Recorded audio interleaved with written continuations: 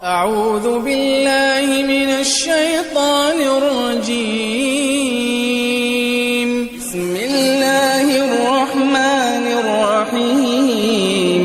وما خلقت الجن والإنس إلا ليعبدون ما أريد منهم من رزق وما أريد أن يطعمون إن الله هو الرزاق ذو القوة المتين. شیخ خدمت ہے شرح کتاب-ut-Tawheed لفضیلۃ الشیخ عبداللہ ناصر رحمانی حافظہ اللہ. فأنزل الله عز وجل ما كان للنبي والذين آمنوا أن يستغفروا للمشركين ولو كانوا أولي قربى. وأنزل الله في أبي طالب إنك لا تهدي من أحببت ولكن الله يهدي من يشاء وهو أعلم بالمهتدين. بارك الله فيك. فقال النبي صلى الله عليه وسلم لأستغفرن لك ما لم أنه عنك، میں تیرے لیے استغفار کروں گا جب تک مجھے روکا نہ گیا.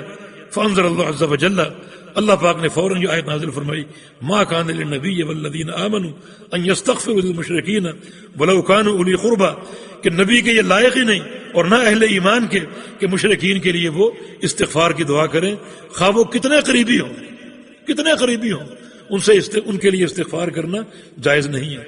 اور ابو طالب کے بارے میں اللہ تعالیٰ نے وہی اتاری انک لا تہدی من احببت ولکن اللہ یہدی من یشاء، کہ جن سے آپ کو محبت ہو اور جن کی ہدایت آپ چاہیں آپ انہیں بھی ہدایت نہیں دے سکتے کہ جائے کسی اور کو دینا.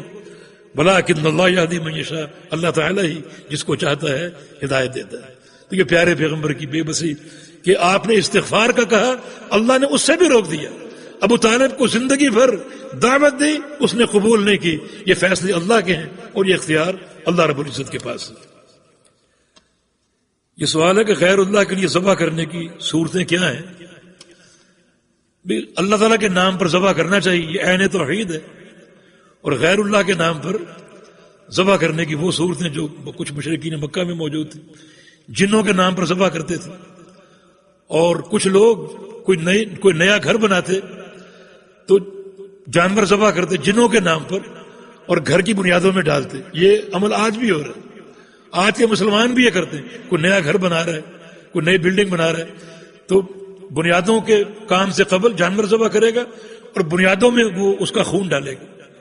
یہ ارزان للجن، تاکہ جن راضی ہو جائے اور ہمارے اس گھر میں جن ہمیں کوئی نقصان نہ پہنچائے اور ہمیں کوئی تکلیف نہ پہنچائے. یہ پلے درجے کا شرک ہے. اسی طرح اگر کوئی جانور ذبح کرتے ہیں حاکم وقت کی تعظیم کے لیے تو اس کی دو صورتیں. حاکم وقت آپ کے علاقے میں، آپ کے شہر میں یا آپ کے گھر آتا ہے، اس کی تعظیم کے لیے آپ ذبح کرتے ہیں.